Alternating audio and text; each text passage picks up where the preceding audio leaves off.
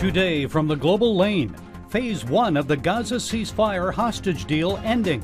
God's hostage, Andrew Brunson, expresses empathy for the captives and their families and warns of a dark regional alliance emerging. I had a dream about this in prison that was from God. I think that Turkey, Russia, and Iran will move together. It will eventually, in the end, try to undermine Israel, yes. Heading to the White House, Trump works a deal with Zelenskyy to share Ukraine's mineral wealth with the U.S. I think that was a great idea. I mean, Trump's a business guy. You know, he says, we've given them all this money. Why they've got all these assets? Why don't we get some of them? Christian killings in Congo. Now street children at risk of death. Because it's the same group that has now taken over Goma, those that they will find in the street will have the same fate as those that were killed in Bukavu. And good news about the good news in Cambodia. And it's all right here on the global lane. Uncertainty lies ahead as Phase 1 of the Gaza hostage ceasefire deal approaches its end.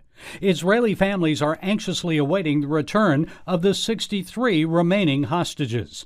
I recently spoke with Pastor Andrew Brunson, who spent 2 years in a Turkish prison before his release in 2018. He wrote about his experience in the book God's Hostage. What are your thoughts when you see these hostage families and you see the hostage release? And what would you like to see happen there? When I see the reunions, it really moves me because I remember just the desperation, the desperate longing I had for freedom and to be with my family. And so then I see these people coming together after not knowing if they'll ever see each other again. And I know what they're feeling. Now, I also remember what broke me, because I did break in my imprisonment, and then God rebuilt me in my second year. But it's the uncertainty, not knowing what's going to happen, if I would ever be released, the fear, which is very overwhelming, and also isolation. And I think those are the same things that many of them are experiencing. And I think especially uncertainty was devouring me. And it's very difficult to deal with not knowing what's going to happen, if you will ever get out, if you'll ever see your loved ones again, or if you'll die in that situation. And that's what really tests the heart, I think. I think last time we met, you talked about feeling distant from God. I felt abandoned by God. During those 2 years, I lost a sense of God's presence. And I think that was part of the testing that God was allowing me to go through, is what will I do when the feelings of love for God are under pressure? And it's no longer emotions. It's much easier to feel good about God when I'm experiencing his love. And what happens when I don't have his presence? Am I still going to love him when I don't see his love? Am I still going to be faithful when I don't see his faithfulness in a practical way? Well, how about these hostage families? I mean, it's got to be, look, these are God's chosen people. I don't know, some of them may be faithful. I'm sure many of them turned to God that time. Can you imagine what they're going through and what they're experiencing, not knowing, and maybe even blaming God? Is that something that happens? Do you blame God for what happens to you? It's hard not to. And this is something that happens not only in desperate situations like imprisonment or being a hostage, but people go through this when they go into crisis. You know, we blame God. And especially for those of us who are believers, we say, God, why aren't you intervening? This is the problem of suffering, right? If God is all powerful and he's loving. And I had to make a conscious decision to repeat again and again, no, God, you are faithful. You do love me, even if I don't feel it, even if I don't see it. You are good. You are true. And to say these things, even when my emotions are in turmoil and in darkness, but with my will, I can choose to speak what is true. You worked 23 years in Turkey, 2 years in prison there, so I think you know the culture and the society very well. You probably are very familiar with Erdogan. He recently met with al-Jilani, the new leader of Syria. So what do you think he's up to? Does he want to reestablish an Ottoman Empire, or is he just trying to gain influence with Syria? Well, I don't know that they can reestablish the Ottoman Empire, but certainly there is going to be influence. And I think I think we're going to see in the next years, especially with some decline in the U.S., just the geopolitical situation is going to change. And I think you'll see regional powers that are going to begin to exert themselves more. And Turkey is a regional power. It ruled the Middle East, North Africa, and the Balkans not so long ago. And so I think that remains there. They're starting to spread their influence into areas where they ruled before. And then recently we saw King Abdullah of Jordan welcoming al-Jilani to Jordan. So what's going on here? Are we seeing a new alliance maybe of Jordan, Syria, and Turkey against Israel or against Iran? My sense is that I think that Turkey, Russia, and Iran will move together in some alliance. I know that's counterintuitive. They generally have not been friends before. I had a dream about this in prison that was from God. I have very few dreams from God, but this was one. And I saw them moving in a dark alliance. This was in 2016, before they started to move together. And then it started to happen. And so I think there are spiritual ties there. So I don't know what will happen with Jordan. They're going to be under tremendous pressure right now.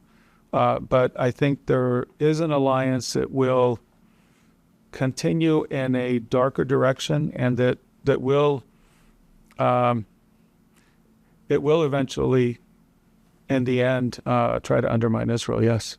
I think we're just going into a more turbulent world. I think one of the things we do when we visit, because we're still involved in the Muslim world, and when I talk to Christians there, I say, I know that there's pressure now of persecution, but I'm sorry to say it's going to increase in the future.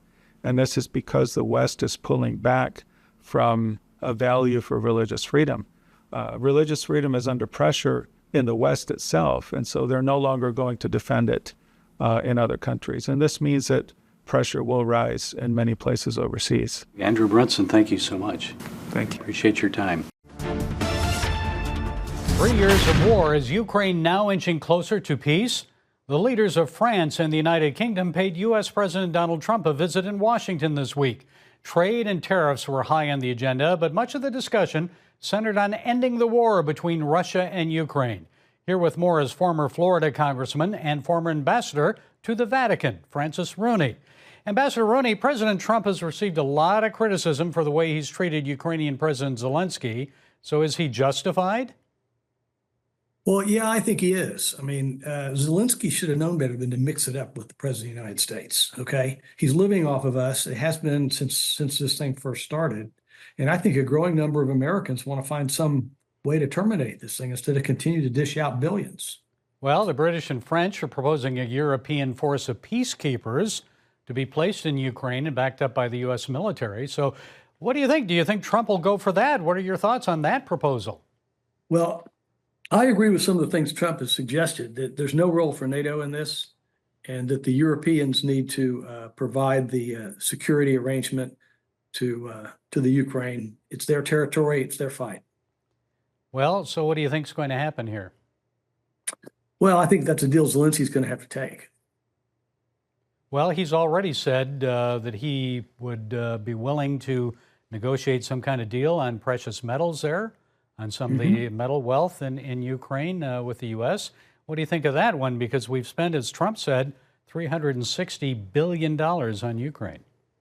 I think that was a great idea. I mean, Trump's a business guy. You know, he says, we've given them all this money. Why they've got all these assets. Why don't we get some of them? Well, and some people say that they haven't accounted for at least half of what we sent them. What are your thoughts on that?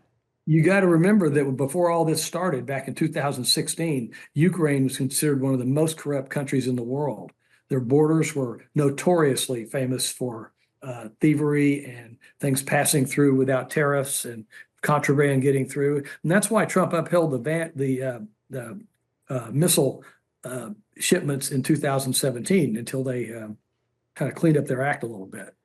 Well, I saw one report that suggested Boris Johnson presented a peace proposal to Zelenskyy and Putin in March of 2022, a month after the war started. Zelenskyy rejected it. Is that true? And if so, Why do you think he would reject that when he could have ended the war a month after it started, sparing hundreds of thousands of lives and that massive destruction to his country? I've heard that both Macron and Johnson talked about some peace solutions, not without technical details. But the problem for Zelenskyy is he doesn't have the horsepower to try to do what he's trying to accomplish, and he doesn't seem to want to admit that. If he thinks he's going to get Russia out of Crimea, he's living in some alternate reality. Yeah, I think most people don't think that's ever going to happen. So how does this war end? Zelenskyy says he'll step aside if Ukraine is allowed to join NATO. So isn't that one reason why Putin invaded, that and EU membership? Well, I don't think we have any business expanding NATO anymore. There's a legitimate question of whether we've already expanded it more than the American people would support their treaty obligations for. So why do you think we want to expand it then? I don't think we do. Okay. I don't think we have any business letting the Ukraine in NATO. I think that's going to be an absolute requirement of Putin, that and staying in Crimea. But I think, maybe there's a solution more like the North and South Korea deal with a European peacekeeping force and a border there in the Donbass somewhere, Crimea, and everybody goes away peacefully instead of more the Hitler into Czechoslovakia solution. So you don't see NATO membership for Ukraine happening. So what security guarantees could be given short of that without U.S. troops? Just Europe or? Yeah, I think the Europeans, I think it's kind of their fight. So do you think it's better for us to talk with Russia or to ignore Putin? I always think it's better for leaders to talk. I mean, you can't solve anything without communication, and you can't have any kind of relationship without communication. That doesn't mean anything will go of it very often, or maybe never. But the fact that Trump and Putin can discuss this now, where there has been any discussion for 4 years, is a major improvement. Well, and there's bound to be a way for a solution to be had that includes Russia keeping Crimea, no NATO, maybe Zelenskyy gets back a little bit of the Donbass. Well, I was going to ask you, what does Russia need to give up? After all, this war is really a stalemate. There's no clear victor. Yeah, but I think that the cards are pretty well on the table that the longer this thing goes, the more Ukraine will suffer more than Russia. And I can't let you go without asking about Pope Francis. He's in critical condition at the age of 88. You were ambassador to the Vatican. Your thoughts on his papacy and potential successors?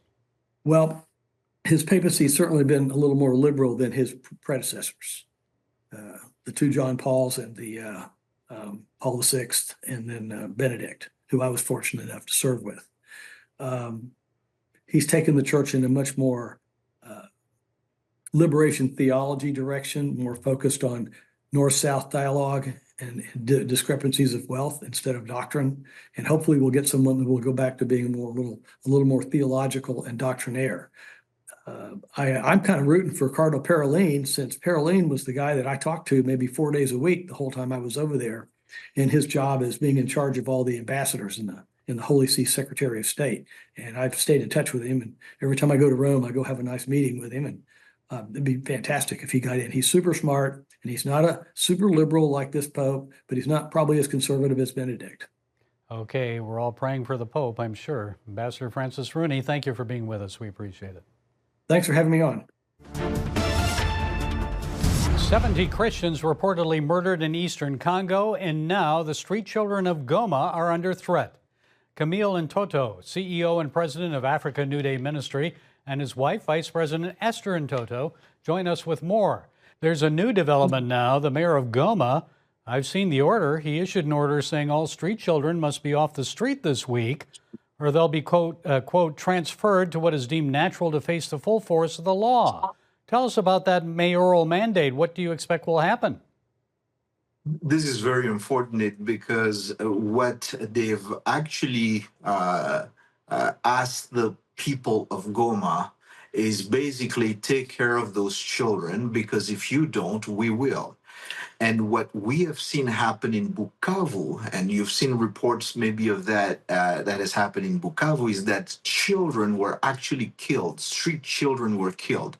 And so because it's the same group that has now taken over Goma, We can expect that past the deadline that they've actually given for those children to be off the street, that those that they will find in the street will have the same fate as those that were killed in Bukavu. And so our team on the ground has actually tried as much as possible with the resources we have available to us to try to put as many of those kids off the streets in homes where we will take care of them, so that they will not experience what the children in Bukavu have experienced, execution. And other organizations are doing the same. And our team went to see the mayor. They couldn't see him, but they saw the secretary, and they told them what we were doing. And so many organizations went to see the mayor, and nothing has happened up to now. Well, the mayor, is he aligned with M23? Because M23 is in charge of Goma, are they not? Yes. All the official administrative authorities right now in Goma and Bukavu are of the M23 backed by Rwanda. Yeah, so this isn't the ADF at all. This is another group called M23 backed by Rwanda. What can be done to help these children? I doubt the U.S. has any pull with the mayor of Goma. He's allied with the M23 rebels, so what can be done? Well, at this point, the really is the church, the existing humanitarian organizations that are still operating, and nonprofit organizations that are still in activity in Goma that are basically the hope for these children, that somehow the church will organize, Christians will organize, nonprofit organization will run to the rescue of those children and find a way to keep them off the streets so that they're not targeted by the groups. Unfortunately, they're not the only ones that are being targeted right now. We've also heard of young people being forcefully recruited in the army. And again, the need is humongous. But for the children, this is what we can do. We can organize as Christian community, as nonprofit organization, and find a way to keep these children off the streets. And we know that metals like cobalt, tantalum are abundant there and are used in the manufacture of microchips, lithium batteries. So is this really a battle over who controls Congo's mineral wealth? That's what it's all about. That is what it's all about. And everything we're talking about right now are only the consequences that people that are actually exploiting the mineral resources of Congo want us to focus on. So we're talking about the social and military and activities that are taking place, the political activities that are taking place, but the real root cause of all that is happening right now is the exploitation of the mineral resources, illegal exploitation of the mineral resources of Congo. Okay, a lot to pray about, right? What should we do as Christians? As Christians, I think you just said it. Prayer is the number one thing that we can all focus on. We believe in a God who can change the situation and the circumstances.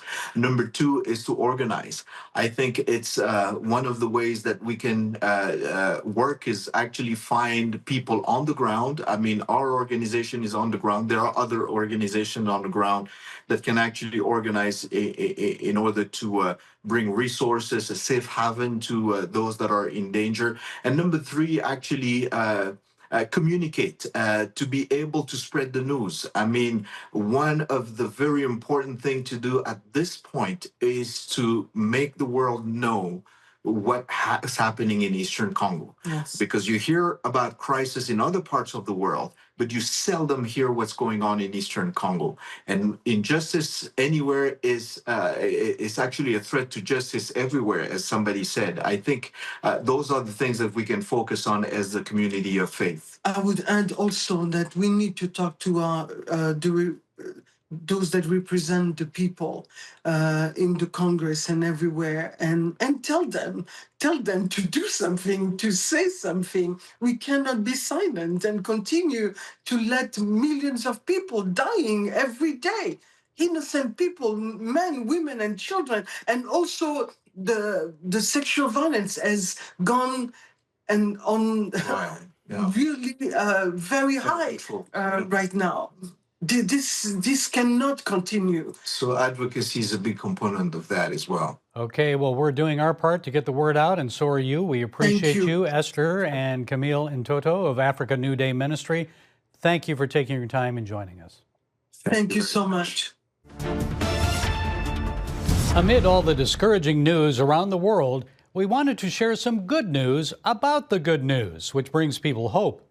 If you're a regular follower of CBN News, you may have seen recent images of a revival at Ohio State University in Columbus. At a recent Unite Us event, 6,500 students gathered and 2,000 attendees accepted Christ, with many being baptized in the back of U-Haul trucks. However, the revival fire is not limited to U.S. college campuses. 9,000 miles away, there was a remarkable scene in Cambodia. Pastor Travis Johnson of Pathway Church in Mobile, Alabama, recently shared a video on X showing 50 Cambodians coming to faith in Christ and receiving baptism. He remarked, "It feels like we're living in the book of Acts." I visited Cambodia in 1992, just months before the country's first general election after the Vietnam War. During the mid to late 1970s, 3 million Cambodians were killed in a genocide perpetrated by Pol Pot and the Khmer Rouge, which swept through the Southeast Asian country. There were only about 1,000 to 2,000 Christians in Cambodia in the early 1990s. More recently, a study from Boston University conducted 5 years ago concluded that 2.8% of the country's 17 million people are Christians. This means nearly 500,000 Cambodians have turned to faith in Jesus Christ over the past 30 years, and this growth continues.